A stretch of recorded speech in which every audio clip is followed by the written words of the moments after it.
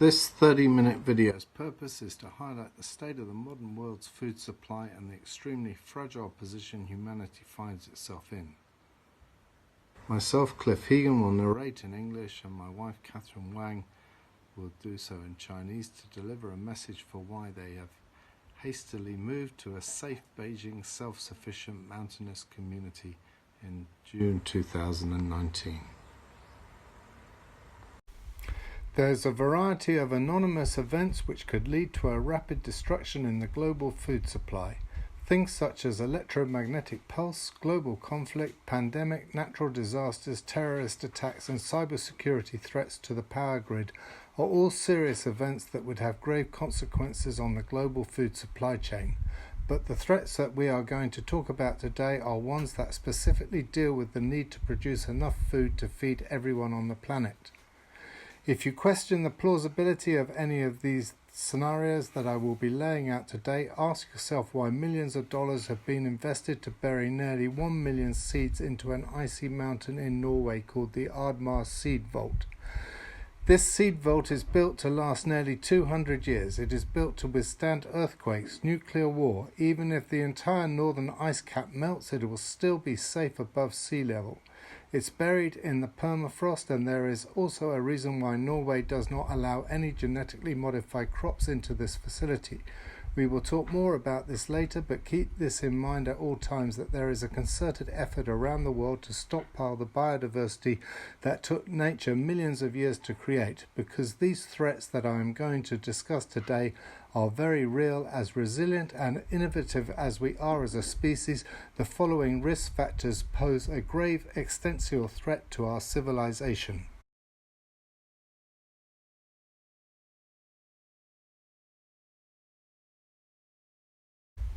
Consumerism. As of 2011, an American adult consumes nearly 2,000 pounds of food per year.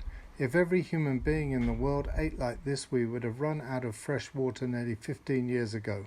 We would also have run out of land. In order to feed the world to the current USDA dietary standards, an additional gigahectare of arable land would be required. That's the equivalent of the size of Canada, which is the second largest country in the world. As developing countries continue to develop, so do their appetites, and their increasingly high-calorie diets are putting more and more stress on the agricultural system. Nearly 1 billion people in developing countries spend 80 to 90% of their incomes just for food. By contrast, in Western society we only spend 10%, but that could all change really fast as food prices are projected to continue to rise. Disposable incomes dwindle and people take to the streets in protest. The intensity of these protests is only going to escalate. We've seen it happen in the Arab Spring. Food prices went through the roof and people revolted, and the only question is, who's next? Eventually people will be compelled to take action, and when the price of a brand new TV costs the same amount as a couple of days' worth of healthy food, something is seriously wrong with the system. The world's increased appetite is going to require more land, more water, more energy, and will cause more pollution. It is projected that by 2050 we are going to have to double agricultural output. This means this is going to doubly intensify all of the risk factors that I am going to go over today. Even right now, the human race's management of its food supply is unsustainable. Double that and see what happens. There is no other way for this to end but in disaster. Urbanization. Consider that for the better part of human civilization, 5% of people lived in urban areas. At a rapid pace throughout the last 100 years, 54% of the world's population now live in an urbanized environment, many in heavily polluted toxic megalopolises, and this number is expected to grow to 68% by 2050. That's nearly 1 billion more people living in these congested conglomerations in a span of 30 years. What this means is that people are going to be increasingly removed from their ability to grow their own foods. The horticultural skills which got humanity through the ages will be all but lost, as the overwhelming majority of people who are reared in an urban environment couldn't forage, hunt or grow food if their lives depended on it. This increased urbanization has led to something called the just-in-time delivery system.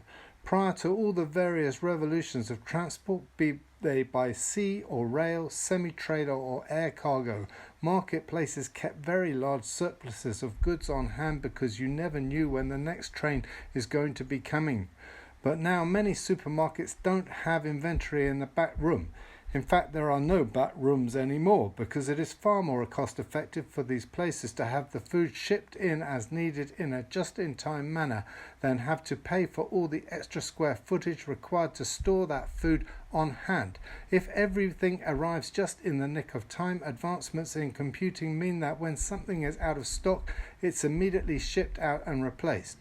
This system works excellent when there is gasoline to burn and electricity flowing through the power grid, but it is an absolute worst system to have if you're talking about a long-term grid down situation. There is barely enough food on hand in any city to feed that city for a week. Grocery stores will run out of food within the first 72 hours. That is an optimistic estimate, assuming there are limits set on how much customers can purchase, because if people know that the power is going to be down for a long period, they are going to buy as much as they possibly can. Don't be deceived into thinking there is enough food in these grocery stores to go around. If everybody in your city went shopping today, there would be food shortages by this afternoon. The system relies on the fact that not everybody is going to get groceries at once, so it would be very similar to a bank run. Overpopulation. There's projected to be 9.8 billion people by the year 2050. More people with higher standards, more people who want to eat meat. This higher demand for meat means that there is a greater potential for pathogens in livestock. This is due to increased pressures on factory farms to make more meat faster and cheaper than before. It's likely that the push for plant-based proteins is going to continue as people in developing countries start eating more meat like their Western counterparts. To put this in perspective, it requires 30 times the amount of land to get 1 kilogram of beef protein than it does to get 1 kilogram of plant protein. The reality is, as indicated before, there simply is not enough arable land to provide the entire world with the American diet, and the more we move towards that end, the greater the existential threats to the agricultural system begin to mount, which we are now going to discuss. And it's not only our domesticated livestock that come under threat by the superbug. The more we keep gambling with factory farming, the greater the likelihood of a highly virulent strain of avian influenza or one emerging from another livestock variant is going to make the jump to humans, and nature is going to force the population of human beings into decline.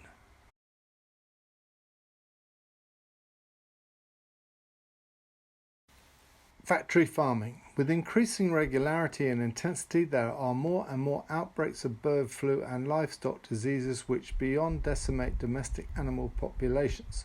When this happens, all of that meat is wasted. These commercial poultry farms are a disaster waiting to happen. They are disease incubators. They're dark, they're humid, and they have very crowded conditions. The birds within them have lower immunity, and they have very little genetic diversity and thus ability to form resistance to pathogens.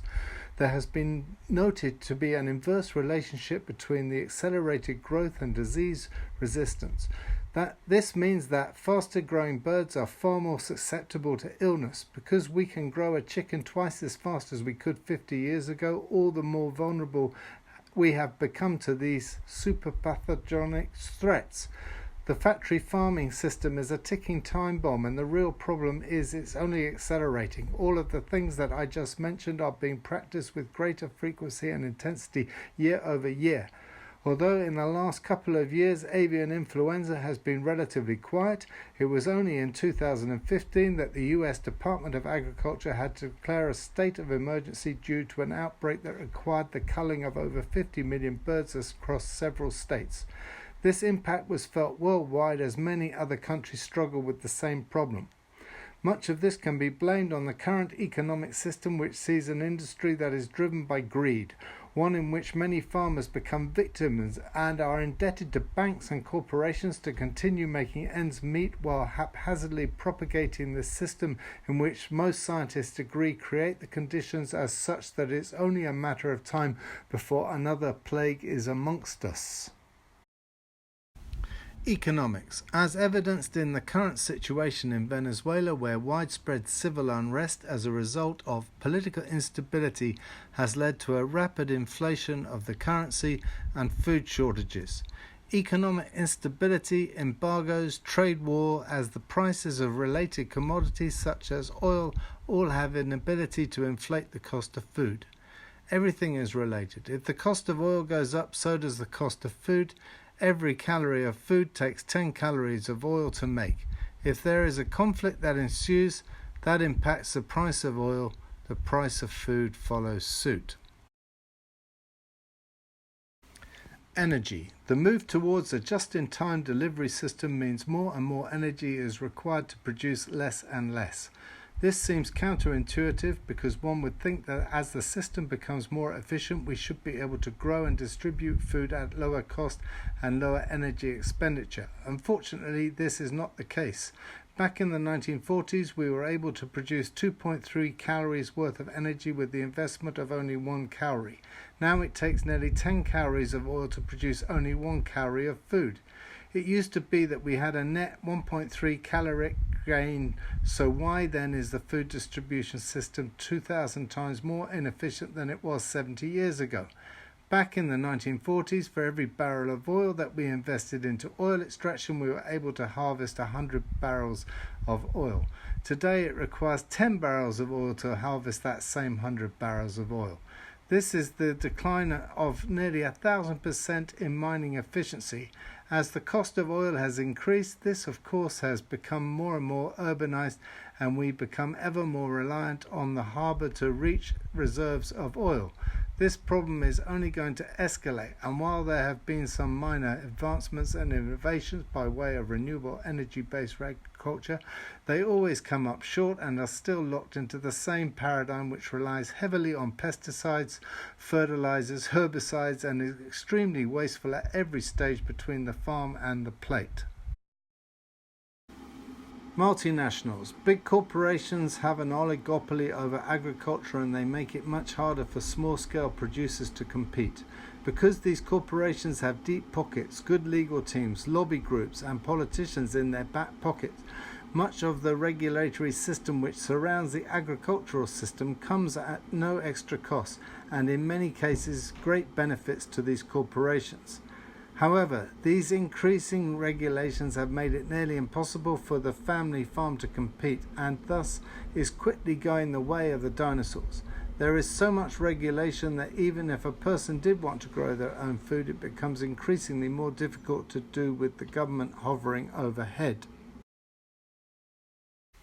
Superbug. One of the main pillars of the Green Revolution that transformed agriculture in the 1950s and 60s was the widespread use of pesticides in order to suppress insect populations which would otherwise decimate crops.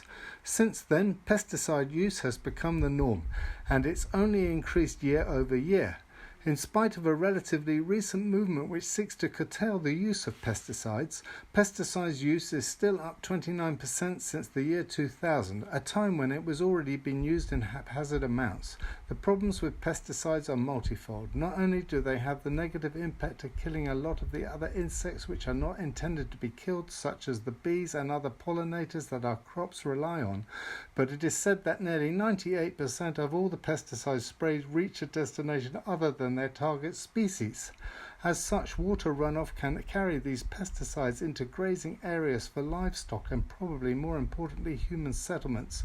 This also leads to a problem called bioamplification toxicity compounds up the food chain. For example, if you have a bunch of little fish ingesting a toxic substance, the fish eating those fish become even more toxic, and the fish that eat those fish become even more toxic, and human beings tend to eat the fish at the top end of the food chain like tuna, hence the common problem of mercury poisoning. We'll talk more about overfishing later, but the fact is that pesticides only work for so long. Pests will evolve and mutate and become resistant to the pesticides sprayed, and thus pesticides must constantly be fortified or rotated in order to hold back these super pests, or this can lead to widespread crop loss as it has in recent years. For example, a new strain of super pest is called diamondback moth, which is already resistant to a whole class of common pesticides, and due to shorter winters, its numbers are remaining very high. This is causing resurgences the next year, which are even greater in numbers than the year before. This is only one of many potential super pests which hold a threat to our food supply.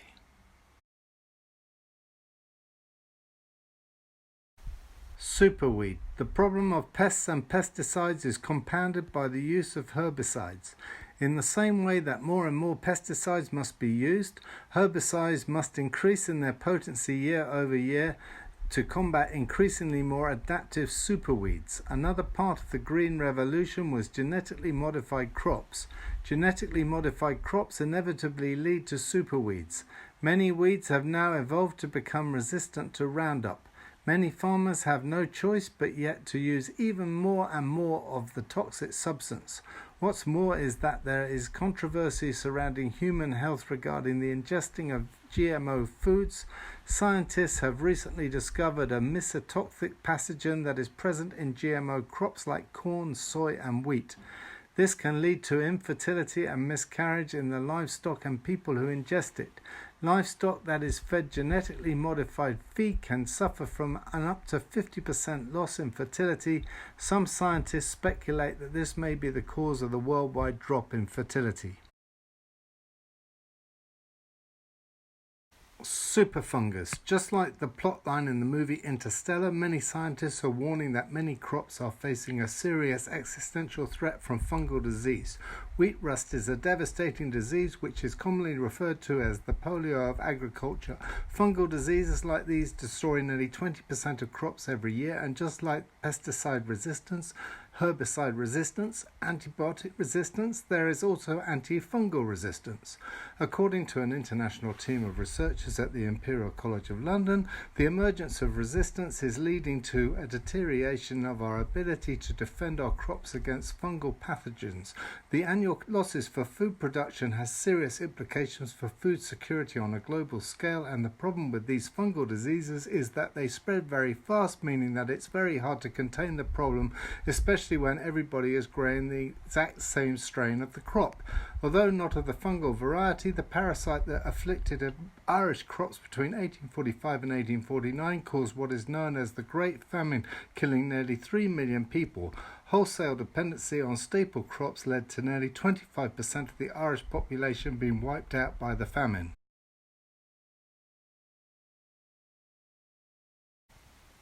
Monoculture. Biodiversity is a defense against superpathogens. Nearly 98% of vegetable varieties that used to be grown and consumed locally have disappeared over the last century. What's more is that 50% of the crops growing around the world are corn, rice and wheat. To put monoculture into perspective even more, 75% of all the calories ingested by human beings are from 12 different types of crops. This drastic reduction in biodiversity has allowed for a controlled set of conditions which has enabled us to mass produce the amount of food required by 7.5 billion people. However, this homogeneous agricultural practice leaves us much more vulnerable to superpathogens because it's biodiversity which allows for the positive mutations to take place that makes crops more resilient to these threats. The saying, the bigger they are, the harder they fall, could not be a more fitting statement for modern agriculture. When there is no genetic variation in a crop, it becomes a prime breeding ground for pathogens which will spread through it like wildfire. Nutrient deficient food soil erosion. While calories and diets have been increasing across the board the world over throughout the 20th century, there has been shown to be an inverse relationship with the amount of nutrients in that food. Basically, more calories but less nutrients. Food must now be fortified with vitamins and minerals in order to meet nutritional guidelines. Presently, it is thought that over 2 billion people in the world are nutrient deficient in some way, shape or form. The reason for these nutrient deficiencies are multifold. One of these reasons is that food crops have been grown to be bigger and bigger in size, and they also grow much more rapidly. Unfortunately, their ability to manufacture and uptake nutrients from the soil doesn't keep pace with the rapid growth, so that gigantic strawberry that you bought from the grocery store today is not nutritionally equivalent in weight to its progenitor. The food that big agriculture creates today is all breadth and no depth. Whether it's calcium, magnesium, zinc, vitamin B6, vitamin C and vitamin E have been shown to be diminished in certain fruits and vegetables up to 30%.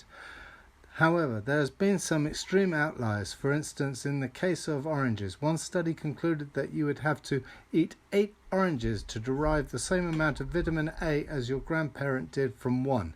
It has also been found that higher atmospheric levels of CO2 have resulted in less nutritious crop yields, with concentrations of protein, iron and zinc being nearly 17% lower than when crops grown in environments with CO2 concentration of 550 parts per million versus crops growing under atmospheric conditions in which CO2 levels are at 400 parts per million. In addition, because of soil depletion and erosion and the very thin layer of topsoil that remains, the depletion of nutrients in these soils has been passed on to the fruits and vegetables that we consume. Essentially, what it amounts to is that we are producing more and more food, but we are not producing more and more nutrients. Climate change. The 10 hottest years on record have been within the last 20 years. Ocean temperatures as well as ground level temperatures have increased significantly over the past 150 years, and when winters don't get cold enough or are short-lived, they don't kill off the pests which can wreak havoc on the crops in the summertime. If it's not heat or drought or topsoil erosion, it's flooding or extreme temperature fluctuations, polar vortices and heat domes. According to a 2011 National Academy of Science report, for every degree Celsius that global temperatures rises, there will be a 15% reduction in crop production. Considering that the Trump administration acknowledges a potential 7-degree rise in global average temperatures this century, do the math. The prognosis is bad. A common misconception is that because plants like CO2, there's going to be an increased crop yields. Unfortunately, the wild weather fluctuations caused by increased warming lead to aforementioned climate anomalies, which put significant stress on crops and cancel out any gains made by increased CO2 in the atmosphere.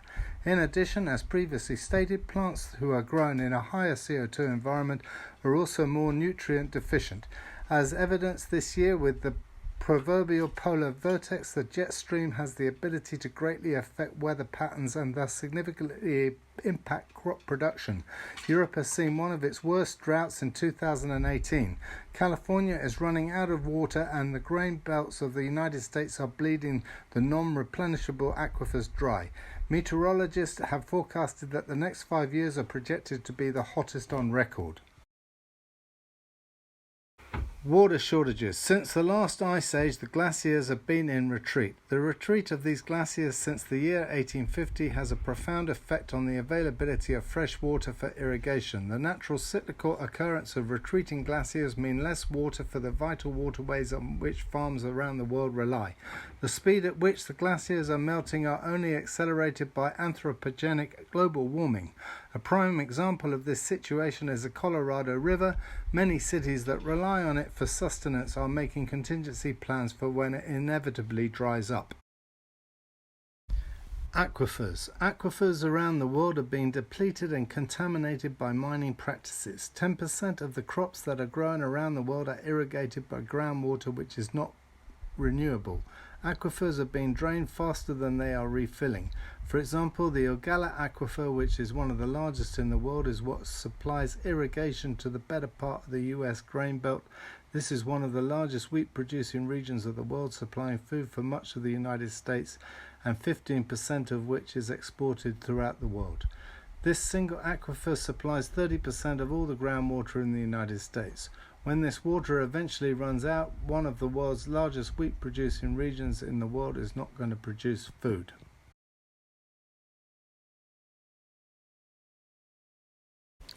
Overfishing. 16% of all the animal protein consumed by human beings comes from the ocean. Nearly 90 million tons of fish is harvested from the oceans every year. For comparison, fish farming is one of the fastest growing industries with 8% year-over-year growth. Nearly 80 million tons of fish is harvested in this way. Monoculture rules still apply to overfishing.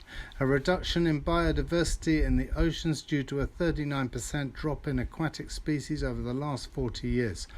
This is all exacerbated by rising ocean temperatures, which have contributed to innumerable amounts of fish kills around the world. In addition to this, there has been a higher demand for the pescatarian lifestyle, translating into 17% of the fish stocks worldwide being overexploited and unsustainable, 52% being fully exploited and unsustainable, and 7% are already depleted. Approximately 90% of all large predatory fish stocks are already gone. Overfishing has disproportionately targeted fish who are at the top of the food chain, and as explained before, through a process called bioamplification of toxins, are the most toxic of them all. Land overuse. Of the Earth's 57 million square miles, approximately 12 million miles of that is arable land.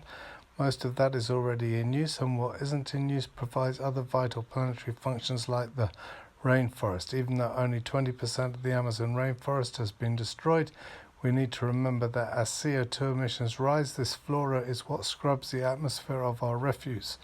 So the problem of CO2 emissions is drastically compounded by the conversion of the Amazon rainforest into farmland and human habitat, and the same trend can be found in other great forests of the world. This is but one of many positive reinforcing feedback loops which many climatologists believe is going to cause an abrupt and irreversible climate change, which will lead to a rapid warming of the planet due to a cascade of variables which collectively work to warm the planet at a rapid rate. So just because there are very large areas of sub-Saharan Africa and South America which have not been developed, does it mean that converting this land into vegetable, fruit and grain crops is going to be sustainable? The bees. Between 1947 and 2005, the number of honeybees in the United States declined by over 40%. The crisis only continues to escalate. It is projected that if colony collapse disorder continues on this trajectory, there will be no bees in existence in the United States of America by 2035. If there are no bees left, there are no pollinators. If there are no pollinators, we don't eat. Unfortunately, big agriculture has locked itself into a system which relies on pesticides in order to grow food. This is going to continue to destroy one of the primary pollinating species we rely on for our food. It's been said before that civilization is just 9 meals away from anarchy. Nothing brings out the primal beast more than the deprivation of our basic human needs. When people become hungry, they lose their capacity to reason. When a person goes without food for an extended period of time, the finer workings of their cerebral cortex, that part of our brain that enabled us to build civilization, becomes greatly diminished, and our lower, more animalistic brain gets into the driver's seat and takes control. When people are deprived of food, ethics and morality go out of the window, and unlike in many impoverished and undeveloped countries, in the Western world the standard for nutrients consumed is very high, and this will only deepen the sense of entitlement to a good meal when times get tough. Once faced with this foreign sense of hunger that many in our society have never experienced, many people will go into panic mode, and when it came down to one family's survival over another, the true selfish nature of human beings will manifest. People who've never had to starve will be accelerated into ravenous mobs of entitled misfits, tearing each other apart for the last morsels of food, and when all the food is gone, many will turn on each other. For this reason, the zombie metaphor that is commonly used to describe these sort of situations is not far off. We're literally talking about compromised hordes of people that are seeking to feed. If that's not a zombie, I don't know what is. Solutions. So the gist of this whole talk is that there are more people who have bigger and bigger appetites and our capabilities to meet those needs get smaller and smaller by the day. As the environment deteriorates and the energy we require to do it becomes more and more. Many people will be bothered by the fact that in this video I did not focus on solutions, but my personal belief is that there is only one real solution, and that solution is to grow your own food, something which is going to be at the top of my priority list in 2019. Please show your support by liking and sharing this video across social media platforms. Everything that I have said in this video can be fact-checked, and sharing this may initiate them to start their own horticultural lifestyle.